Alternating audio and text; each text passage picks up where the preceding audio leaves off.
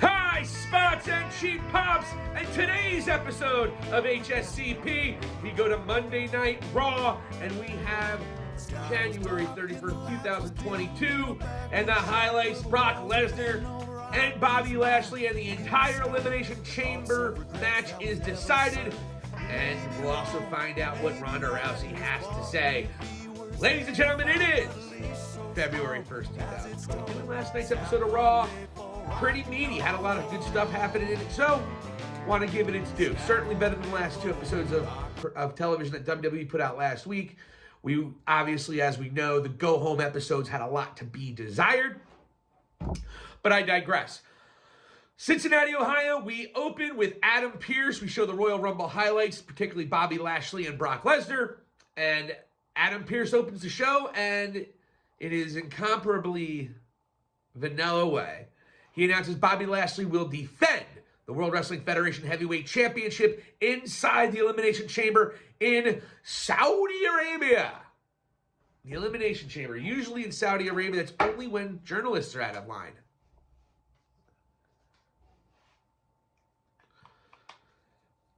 After Adam Pearce announces Bobby Lashley's title defense, Bobby Lashley's music comes out, MVP. He's having a good time. He's high-fiving. He's feeling good, even though he's pissed off about the Elimination Chamber. But we'll get into that.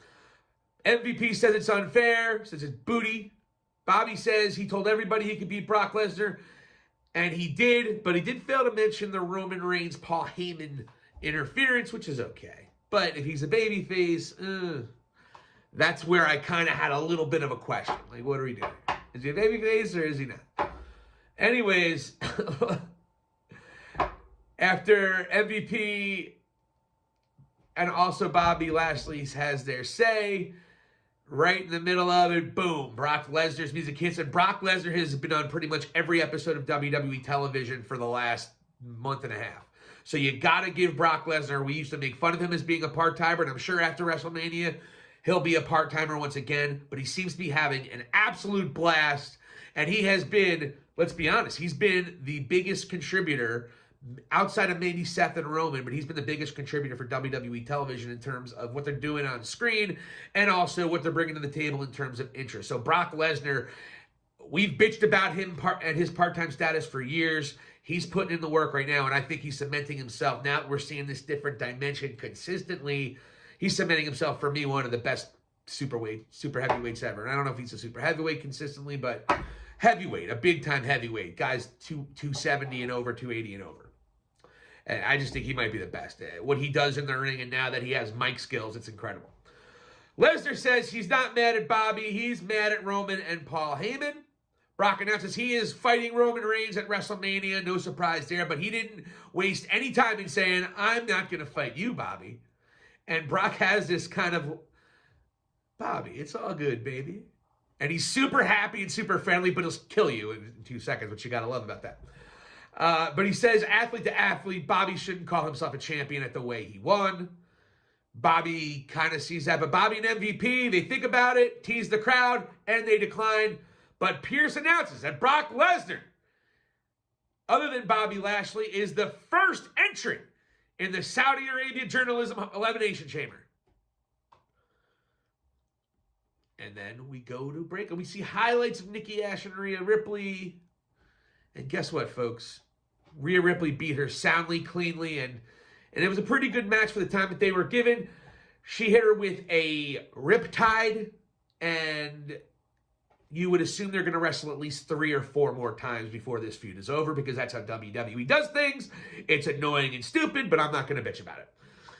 The Alpha Academy and the RK Bros, if you don't remember from last week, they had themselves a little scooter for the second part of the academic decathlon that they're having. And Chad Gable and Mr. Riddle are going to be the two combatants. And Gable and Otis were absolutely dressed, some kind of wetsuits maybe, or some kind of biking suits. It's been brilliant. The Alpha Academy has taken this opportunity to be as the world champions, and they have run with it. Right now, they are, other than RK Bro, my favorite tag team in WWE. They could even be my favorite. Chad Gable is like Kurt Angle incarnated. I know I'm not the first person to say that, but it really is true. Even his comedic delivery is similar, but it's different enough. And Chad Gable is so good. I'm so glad he's getting this opportunity. And he's running with it. I think he's now a 2 or 3-time tag team champion, so you got to give him credit. But he's going to be scootering against Riddle, who is the master scooter. So who's going to... Oh, my God, what's going to happen? No sign of Randy Kevin Orton now. Is it Kevin? Gable and Riddle do start this, and the parameters of, and that was an intended pun, the parameters of this race, they have to go around the building 50 times. And we're going to see a couple shots of them throughout the night on this little race. It's time for Miz and Dominic Mysterio in an Elimination Chamber qualifying match. Miz came out solo. Dominic came out with his father. So Maurice possibly taking a well-deserved night off. She was really surprised a lot of people. And hey, here's to Maurice. Anyone who said she can't do it, she put on a pretty darn good show on Sunday night. But that being said, she was not there. And it was a very quick and awkward match.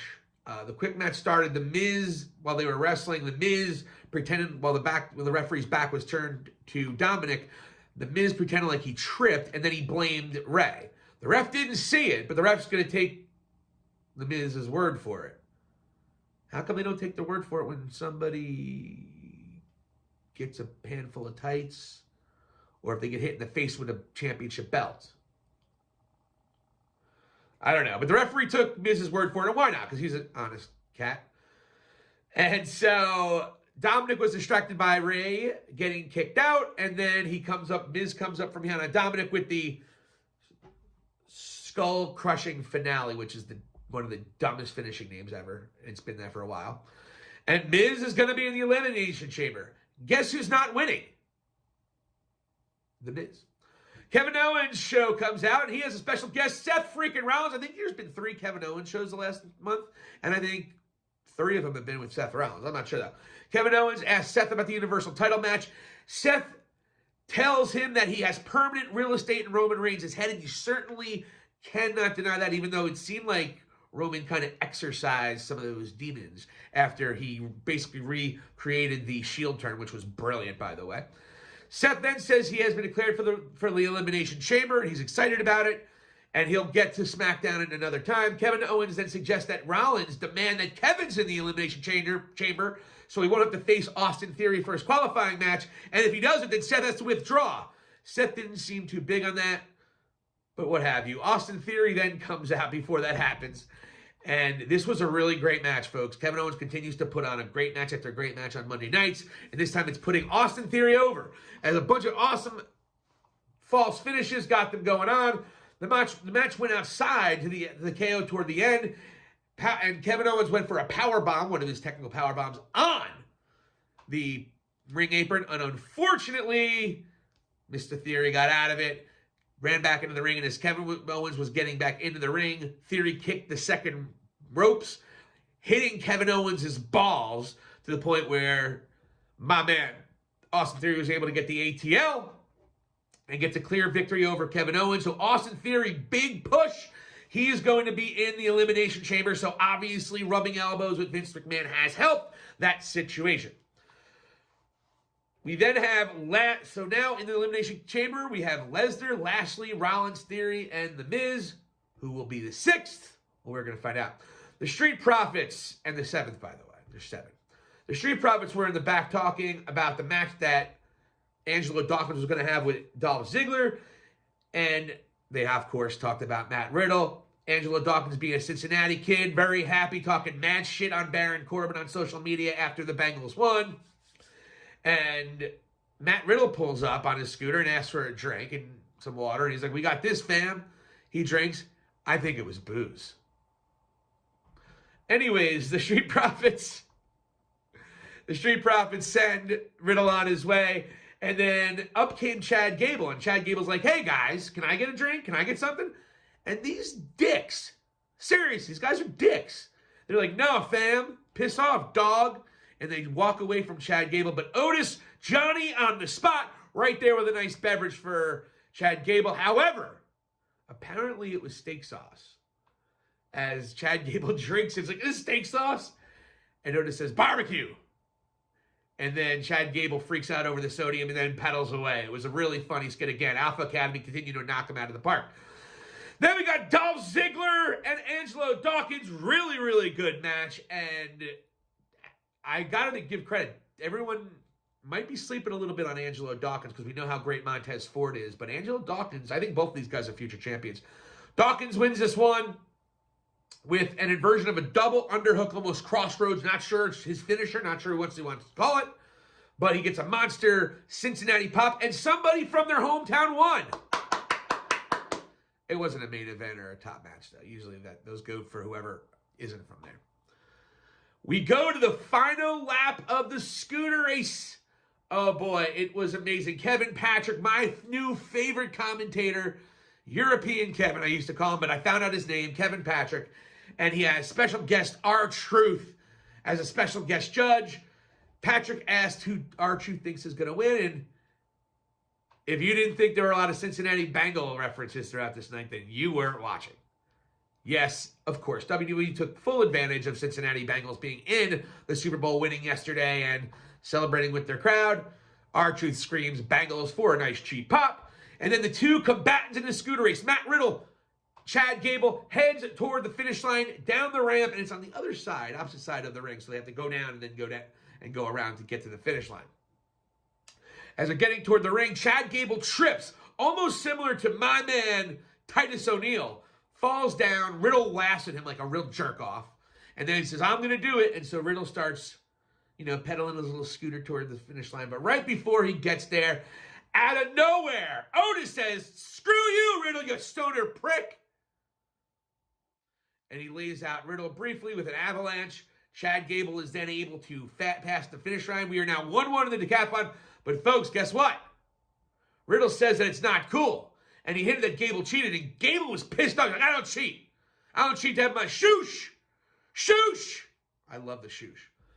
And so Gable got offended and said, you can have your match, but it's not going to be with me. It's going to be with Otis. So we're going to have an impromptu Otis and Matt Riddle match. Folks, I love this feud, but how many times are we going to get a singles match between these guys? All right, so anyway, Otis and Matt Riddle, just before the match started, Adam Pearce came out and announced that the match would be an Elimination Chamber qualifying match. So Matt Riddle or Otis is going to be in the Elimination Chamber, which excited me right away.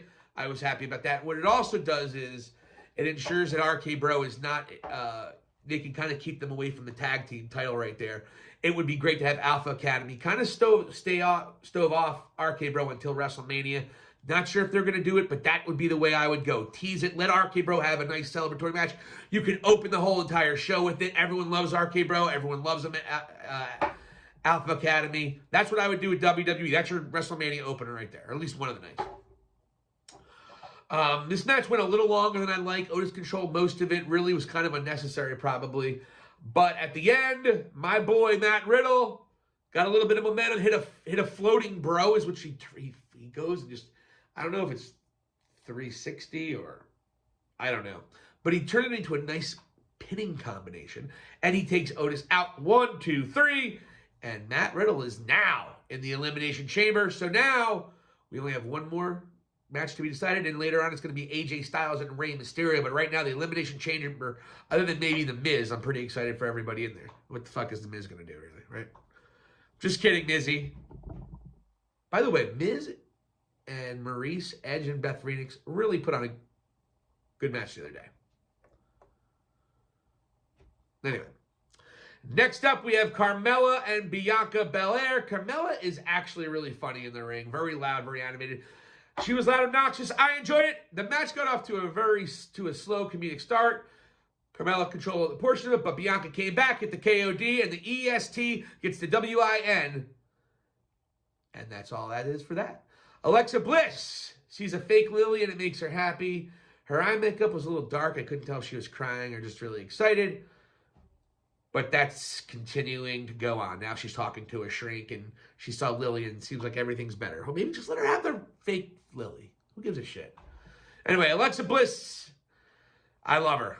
Love her to death. But there's not enough interest to keep this going this long. And I love Alexa, by the way. Anyway, Chad Gable answered the question that didn't seem to be asked, but Chad Gable was in the back with an interview with Kevin Patrick, And Gable says that next week they will have a quiz bowl for the final event in the academic challenge. And he got some heat with the Bengal faithful, saying that the RK Bro will lose the quiz bowl the same embarrassing way the Bengals are going to lose their bowl game. Oh. Ronda Rousey is teased for coming out. But first, AJ Styles, Rey Mysterio. Really great match between two of the greatest that ever do it. AJ had a nice reversal into the Styles clash. He is going to be, not big surprise, the 7th entrance in the Elimination Chamber. You are going to have now AJ Styles, The Miz, Austin Theory, Matt Riddle, Seth Rollins, Bobby Lashley, and Brock Lesnar for the WWE title. Side note, I really wish they would make the Elimination Chamber simply and only a setup for kind of like a Royal Rumble, like the winner gets a shot at the other big title. It kind of cheapens who the champion is going into it, opposed to the Royal Rumble. That's just something to think about. And ladies and gentlemen, we are back with Ronda Rousey after her unimpressive comeback on Saturday. The internet didn't like it. The internet liked her. She got a little bit of a pop, but I guess it wasn't a big enough pop because WWE pumped in a shit ton of fake noise for her entrance and her promo. And if you don't know, just go back and check it. You can hear it. It's absolutely palpable, and it's ridiculous. So what I think they're doing is, I mean, if you don't remember what happened last time, folks, before we get into this segment, Ronda Rousey, call it what it is, Ronda Rousey failed in many ways of getting the traditional wrestling fan to like her or even respect her as a professional wrestler. And there's a reason for that. She's not any good. She doesn't do any cool moves in the ring, really. I mean, what's that sloppy Samoan drop and that stupid arm bar? It doesn't even look like it's that. And by the way, she's a badass woman. So those of you who are certainly saying, hey, she'll kick your ass. Yeah, I know. But I can cut a better fucking promo than her. I guarantee you that. I might even be able to take a better bump than her, too. I have some training. But the point is here is that what they did last time is Rousey did not maintain her babyface status after a couple months because she didn't earn the respect that she was getting from the WWE. And the WWE fans are weird. If you talk any shit on WWE, they'll come after you with the thunder of 1,000 suns on the internet. But they're also going to tell you when it sucks, and they're going to boo the shit out of you. And Ronda Rousey had a moment in Saturday night's Royal Rumble where she wasn't impressive. She didn't throw anybody out in a badass way. It was, she's not that good still. And then she comes out tonight and cuts one of the most monotone, boring promos, like she didn't give a shit or she was too nervous. Either way, it just sucked on ice. And where I get a little worried here is that if you did hear it, they were pumping in crowd noise to make it sound like the crowd was a little more jazzed for her. So what that tells me is they want Ronda Rousey to be a babyface again.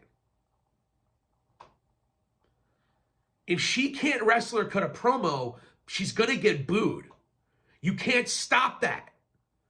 She hasn't learned to do either from what I can tell. And what could have been with that women's main event, we know it's historic and we're happy and grateful that women finally got an opportunity to main event it, but that main event could have been so much better and so much more than what it was. They could have simply had Becky and Charlotte. I'm sorry, Becky and Ronda. That's all they could have had. And what they did is they had to have Charlotte in there so much, and they didn't anticipate Becky becoming the biggest babyface in the company when she turned heel. They tried to break that momentum because Ronda had to be the centerpiece. Ronda had to be the babyface. So they couldn't curtail the Becky phenomena. So what do? They try to turn Charlotte Flair heel to try to get heat off of Ronda Rousey. They turn Charlotte heel against Ronda Rousey, Survivor Series 2018. But do you remember what happened? Charlotte turned heel and she got cheered louder than she did the previous 5-6 months when she was a babyface. because people in LA, Ronda Rousey's hometown, thought she sucked and booed her because she wasn't good. It wasn't because she was doing her job well. It wasn't because she didn't sell. She did a great job of selling the beating she got. Charlotte beat the living shit out of her, in the work, obviously, with a kendo stick. And she got the biggest pop. And that was the moment, bang, right then and there, that the fans were like, no, we're not taking Ronda Rousey as the babyface. She's not that good. We're not giving her that respect. That's what happened. And she's gone off for a couple years, almost 3 years, and she's had a baby. And I don't know her from Adam, but she said some pretty fickle things against professional wrestling fans. And she comes out, after all that, she comes out with this promo that I already talked to you about. Monotone, saying that she's not going to show respect to Becky by letting her know, let her know on Friday. And it just was terrible. It was the same old, there was no improvement. You can make a chance because she didn't really do much in the Royal Rumble. I haven't seen anything from Ronda. Ronda better come with something a lot better than her first time around, or the WWE Universe and the army of AEW fans who are going to shit on it every chance they get all over the internet. Because both sides have a toxic fan base, folks. It's not just WWE. Everyone wants to blame WWE in my feed often. But AEW fans, you're toxic as shit too sometimes, some of you. All right? So we have to keep that in perspective. And Ronda Rousey, because she has been given the keys to the kingdom and hasn't done the work to become a great professional wrestler. I mean, and the thing is the WWE has done their best to promote her to be someone. I mean, how many times do we hear it? That she's catching on quicker than Kurt Angle did. No, she didn't. No, she didn't. No. Stop selling us this bill of goods. She's not good. She's just not. And what's more is, I believe she's doing it for money. She doesn't give a shit about professional wrestling. She's doing it because Hollywood ain't knocking her door down anymore. And she's been afraid to fight for real since she got knocked out the last time. So there's nothing for her viable to do anymore. That's on a major scale. She's going to get paid bank. She knows this better than anybody because that's why she's back in the WWE. And no one's going to convince me different. She's one of the blue chip athletes. Perfect. She's the perfect one. Blue chip athlete, WWE invested in to make nothing. Now, look, Ronda Rousey's put eyes on the product and all that, but I don't think her just being Ronda Rousey is going to do the trick at all this time. And I think you're going to be within a few weeks where she's going to start getting booed out of every single solitary building in the country. And you can mark Silicon Valley's words. But let's go back to the promo. She cuts a promo saying that she's going to let people know she's not going to show the respect to Charlotte or Becky, so she's not going to tell them right now. Becky comes out, presses her, and one of those devastating judo hip tosses that Ronda's so good at. It's like a super kick or a DDT, whatever. Judo takedown.